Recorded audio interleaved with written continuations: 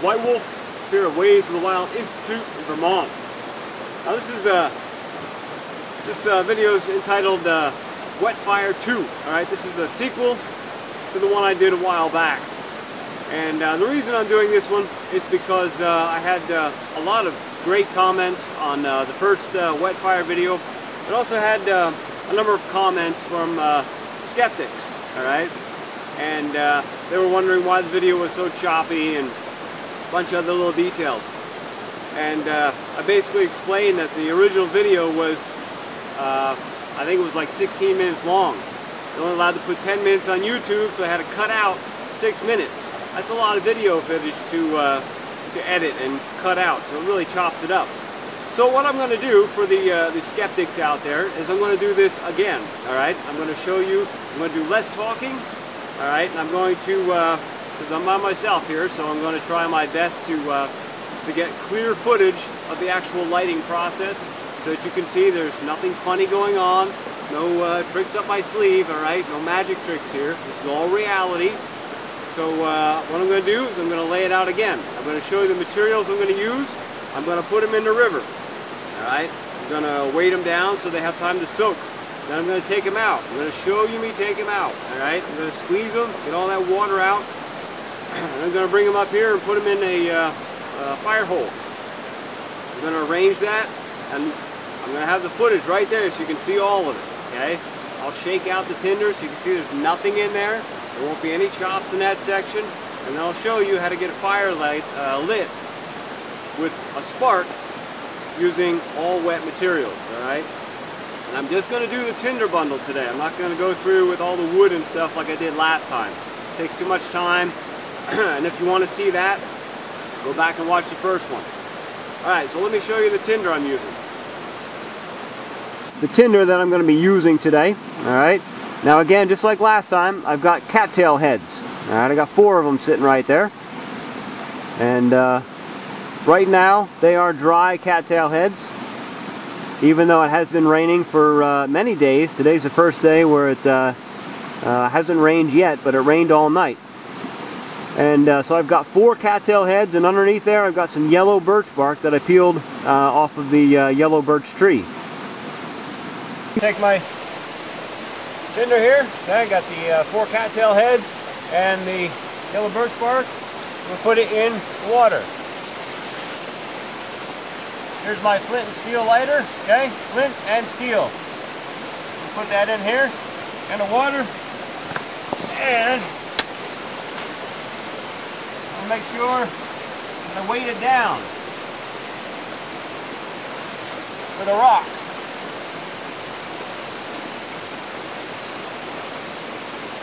So now it stays under the water. I'm going to leave that in there for about 10 minutes.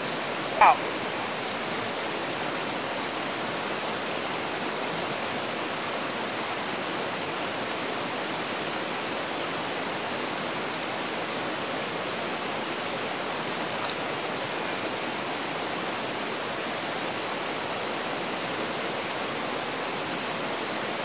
Okay, wet. See that? Soaking wet. Roll this up, squeeze it, water runs out, alright, wet. Now, let's go over to the fire pit and I'll show you. My little fire hole in the gravel alongside the stream bed. Remember, every time you light a fire, to always dig a hole first, alright? You don't want all those nasty ashes laying on top when you're done sterilizing the ground. Okay, here's my stuff. You can see that it's wet. Alright, wet. Just took it out of the river and all wet. Now what I'm going to do is I'm going to shred this stuff. Alright, make a nest of it, and then I'll show you how to light the fire. Okay, I've got my nest here. Alright, I shredded everything up. Now, this I think is partially where the skeptics came in last time.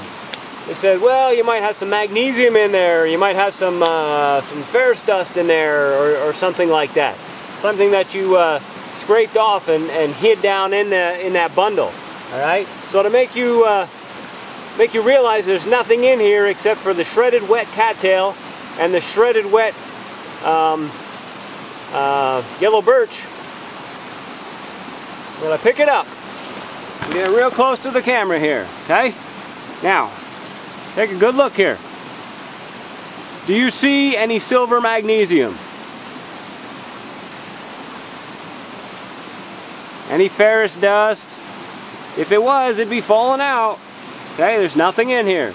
All it is bark and cattail down, and as you can see, it is wet. So, we're going to put that back now. Alright, now I'm not a magician here, so I want you to pay attention, okay? Alright, I'm not going to take this away from the camera. Alright, I'm setting it right back down in the hole.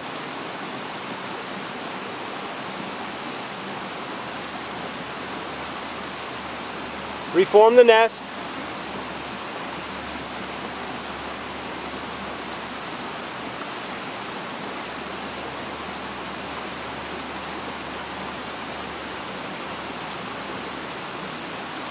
Alright, I'm not even going to take my hands out of the camera.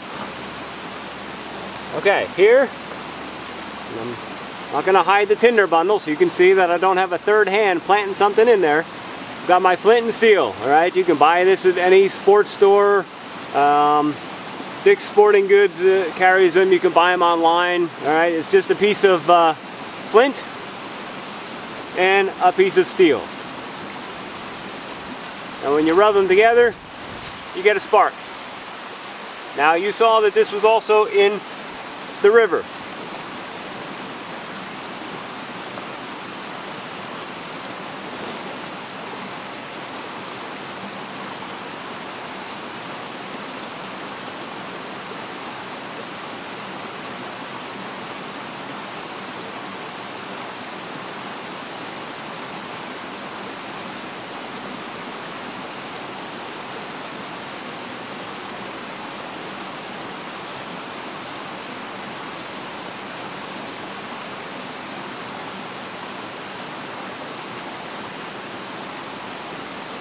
Looks like fire to me, huh?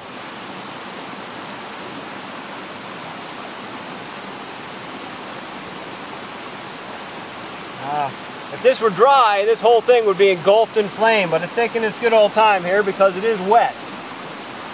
Alright, you can see that it's only burning kind of on this top little section here. It's slowly moving through, but this stuff dries really fast when you put it next to heat.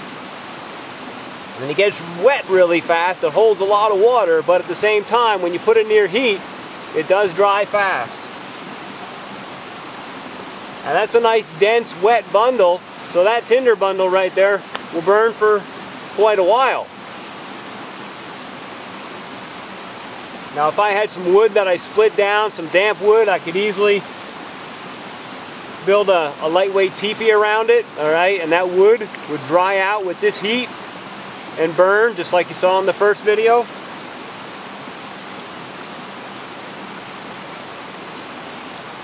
But again, anybody who's taken dry birch bark or dry cattail down and put a flame to it, you know it goes up like that, real fast. See how slow this is burning? Okay, so there you have it. No tricks, nothing on my sleeves, no magic, alright? Just plain out, straightforward reality and facts. And that's about all I can show you on the video. If you still have doubts about what I was doing there, I guess you're just going to have to come up and see me, and I'll have to show you face to face in person, and then try it out yourself and see that yes, it is possible and you can do it. You don't need magic tricks, you don't need store-bought stuff as far as you know, special lighting material. All you need is flint and steel, all right? Proper rocks if you have them to actually create a spark, and you have to have the proper tinder material. You have to work it enough to really make sure that you know what you're doing when you're working your tinder. That's the key. Here at Ways of the Wild Institute. If you're interested in anything else we do, check out our website, waysofthewildinstitute.com. Willem Alson. Be well and happy.